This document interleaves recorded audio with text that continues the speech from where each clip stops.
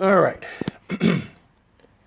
Shoot this video, explain why headers do what they do. As you can see, this is my stock exhaust system. I just decided to put the headers back on. I am keeping the truck. I was going to trade it in, but I'm going to keep it. Payment's a little high, but like I said, I'll manage. The difference is unbelievable. I had these on for about a week, 2 weeks. And when you're cruising on the interstate, it's just unbelievable how much of a difference it is with the stock versus the headers. I took these off. There's 3 bolts here. It's so much easier to take these off. You can get to the flange nuts a lot easier. I didn't know that. But there's 3 holes for the heat shields. You take them off, boy, it makes the job a lot easier. All right, what happens is, when you get the code for headers, you can see these exhaust manifolds, how short they are, okay? The converter is right there, okay, for the stock exhaust. The converter mounts right back here, okay? Heat. The exhaust gases from here are so hot, it burns off in the converter, and then the O2 sensor in the back picks up, saying, hey, wow, you're doing a good job, exhaust. No 4130 code. The reason why you get header codes is you can see the difference in long tube headers. Look how long it is for where the converters mount. And actually it's even a little further on the aftermarket pipe. You can see how long of the header is. And that's why you get a code, because what happens is the exhaust temperatures cool down. And they do burn off, but the computer is picking it up as it's not burning off correctly. And that's why you get a 4130 code. And that 4130 code it's horrible, because what it does, it retards your timing in your motor. It detunes your motor when you get that code. So the only way to do this is take it to the dyno shop and have them turn off the burn off codes, and then you won't have that problem no more. And no, it does not avoid the warranty. A lot of people, you can fight them on that, because exhaust really doesn't burn. All it does is emissions, is what it is. Now, if you live in a state like New York or New California or New Delaware or New Jersey, I have new places, okay, the Democrat states up there, where they have those emission testing, you ain't gonna be able to do this, because it's gonna when they plug it into your exhaust, it's gonna show that it's not burning off correctly, and it'll fail the emissions test, and you'll have a problem. Most people, what they do when they put the shorty headers on, they're shorty headers. They're like headers that are shorty and actually a cut right there, and it's almost like this, but they're tubes. Okay, and it's almost like this, the shorty headers, and that will save you from having a 4130 code, because the exhaust temperatures are still hot before it hits the converter. And you will gain a little bit of horsepower, maybe 10 or 15, by putting shorty headers on. But you will gain easy 20 to 40 horsepower, depending on applications, depending on the tune and aggressiveness of the tune. I picked up about 39 horsepower putting these headers on. And of course, another thing too is these are high flow cats versus the stock cats. And you got another pipe there, another converter there. So what it is, you got the 2 converters, and then you got the burn off converter again. And what it does, it scrubs the exhaust again, and it holds up the exhaust in the pipe. So I mean, you can see these are the Cook's aftermarket pipe here and right here, and there is no burn off. It comes right back out right there.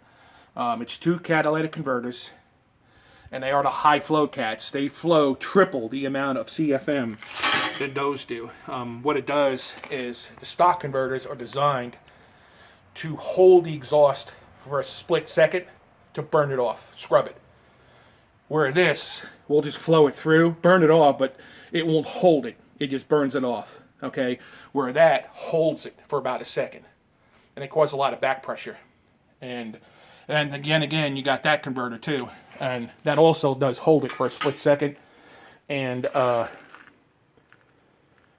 you get less fuel flow, air exhaust flow. Okay, so that's why you have that 4130 code. Also the headers, if you notice, that all the pipes are exactly the same length. They don't look it, but they are. They bend them, but from start to finish, they are exactly the same length. And that creates a collector right here. And what the collector does, it creates a vacuum, okay? What it is that when a pulse of exhaust goes through here, these other three will have, it'll create a vacuum, a suction. By one, you know, if the say it fires 1, 2, 3, 4, 1, 2, 3, 4, it creates a vacuum. So when the exhaust valve opens up, it's already got a vacuum in it, and it sucks out every bit of the exhaust out of the engine. Where that will not. This will leave exhaust in the engine, and for emissions to burn off, keep burning it, and create. You know, a smog-free vehicle, quote, for emissions, EPA emissions. But as you can see, the stock manifolds are nothing like a pair of good headers. And that's what makes headers work. It's that collector right there. And race cars, you'll actually see a bigger collector. You'll see the collectors come out to here, big round, open headers. And that's for a vacuum. And what it does, each time it pulses, it creates vacuum out of the pipes.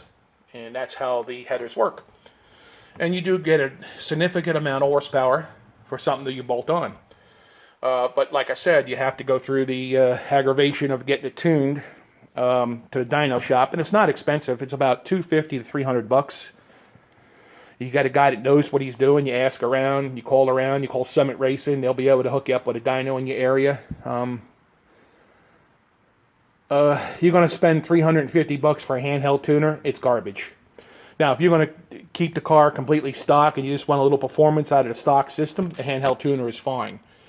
But once you put the headers on, you can't use a handheld tuner. You have to go to a dyno shop and have the codes deleted, because what will happen is you get a 4130 car. Now, some cars say, like this Camaro here, when I put headers on it, at first, with stock cam, I didn't have a code, but I had the code deleted anyway. But some computers are more sensitive than the others. So that's, you know, some cars will pick it up, some cars won't. It depends on the burn-off. And there's two oxygen sensors. You got how rich the motor is, and the second sensor is telling you how much it burned off through the after the catalytic converter. But that's how it works. I just figured I'd go ahead and shoot this video. I am reinstalling the headers on the vehicle. Like I said, in the years I've been doing cars, I've never taken these off because I figured you never get them out, but they are easy to take off. 3 bolts. You take them off, you can get to the bolts. One, you know, zip, zip, zip, and then and that's it right there. I mean, that's the down in there. That's where they go on, the headers. Like I said, I'm definitely going to be putting these back on because I'm going to keep this truck. It's going to extend the warranty.